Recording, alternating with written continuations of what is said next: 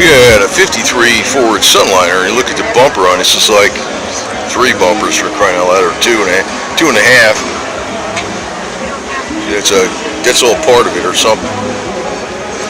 That's a massive piece of freaking steel up front. 3 layers, you know. You hit that one, you got that one to go through, and you got the, I don't know. 3? Yeah. It's pretty damn swoopy too, man. Look at this. Look at that chrome up there. You got your arm, you lay on there, you don't wear out the paint.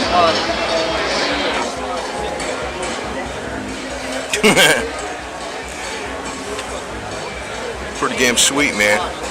And you know why they had the bigger wheels back then like that, the steering wheels? Because a lot of cars, it was an option for power steering.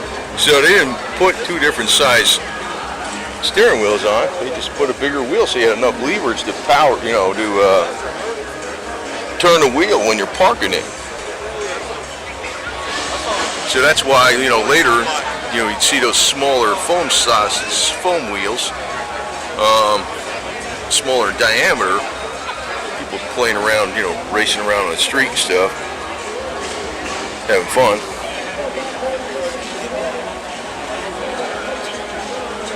Of course, you know how it is with the, because that became a money maker for the government too, you know, like, oh, you can't do that. So all the derelicts became cops instead, you know, they can race around the street all they want, do what they want, right? Yeah, that works, right? It's legal, they can do it. Yeah. Things are nice in shape, man. And again, you know, you see you got your wipers like that. I remember those wipers. I remember when they came out, when they were both kind of going like the same way, they wiped a lot better. There was always that spot in the middle of the window where it was all snow and ice. You're going down the road.